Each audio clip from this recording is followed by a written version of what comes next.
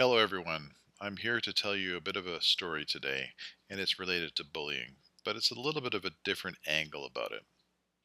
You see, sometimes self preservation is important in life, and sometimes letting the bully win is a better idea. Self preservation and letting the bully win. Wouldn't I be better off beating up the bully and stopping the bullying from beating me up again, just like in the movies? That depends, because it depends on the circumstances, I should say.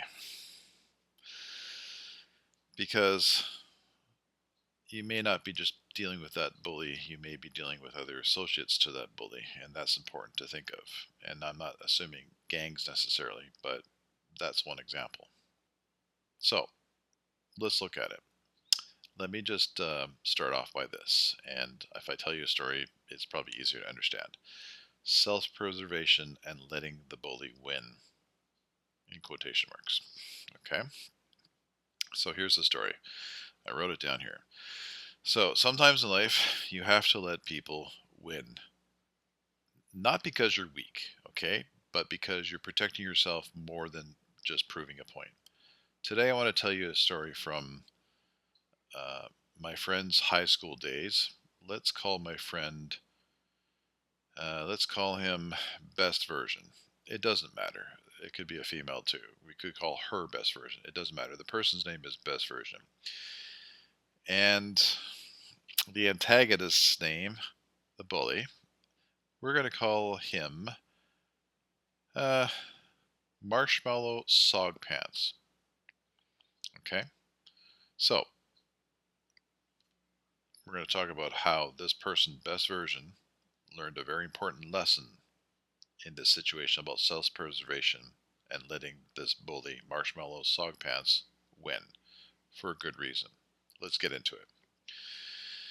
So, back in high school, Marshmallow Sog Pants was the kind of kid who always seemed to want trouble.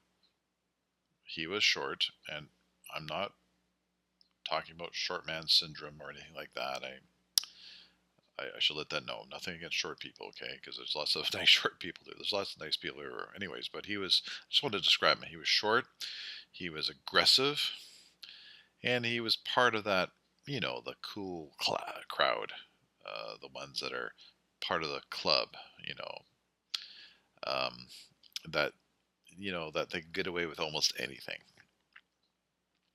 One day in math class, he rolled up a bunch of little pieces of papers, like with spitballs, basically shooting them at the people from the back of the room.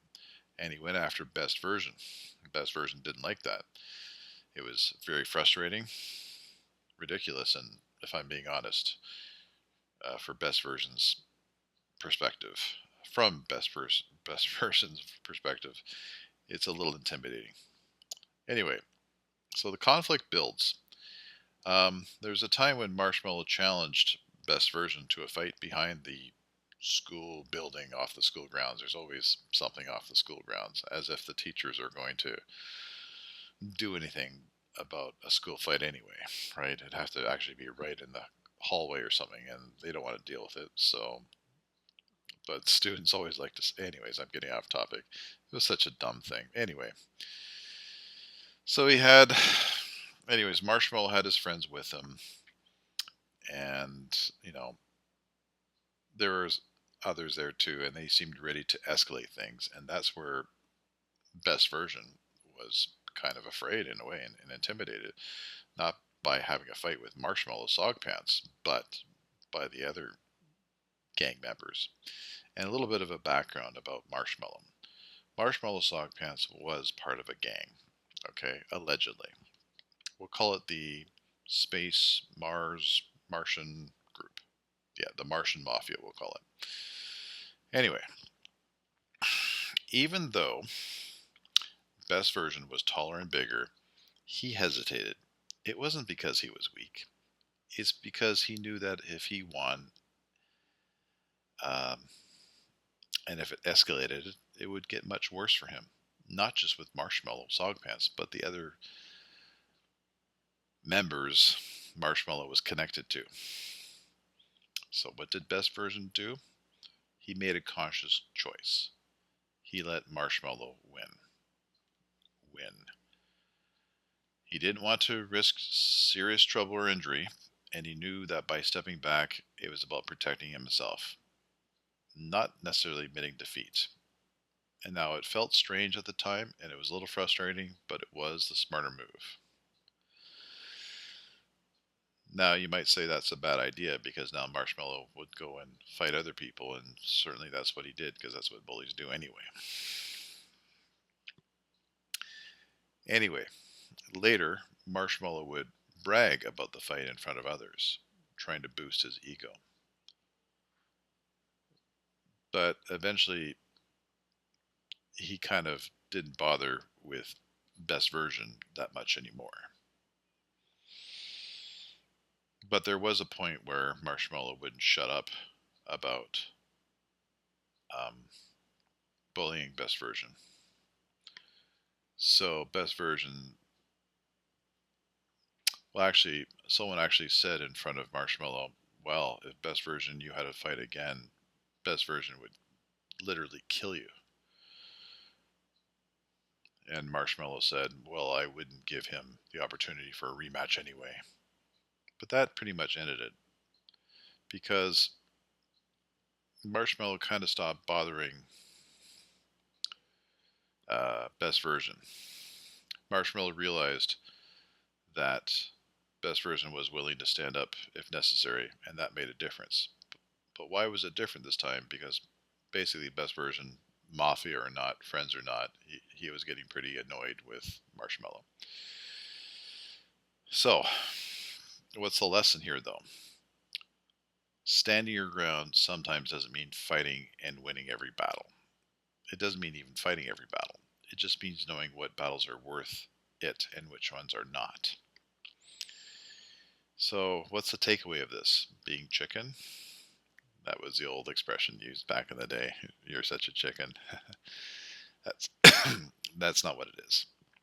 The takeaway from the story is this: protect yourself, not your own ego. Okay. Yes, best version probably could have beaten the crap out of Marshmallow, but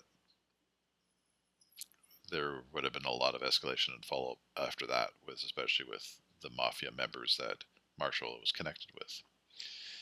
The second point, okay, the first point is protect yourself, not your ego. The second point is to choose your battles wisely. Not everything is worth the fight. Number three, courage doesn't always mean physical strength. Sometimes it means knowing when to step back. And four, life will always have challenges and people who try to push you around, but strategic thinking and patience go a long way. So tell me, have you ever faced someone like Marshmallow Sog Pants in your life?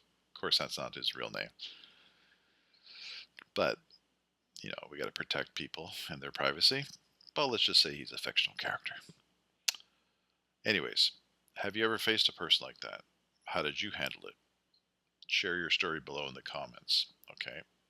And remember, sometimes the most important victories are the ones we don't see. Lessons we carry forward about patience, courage, and choosing the right moment to act. That's the real lesson. Thank you for watching. Thank you.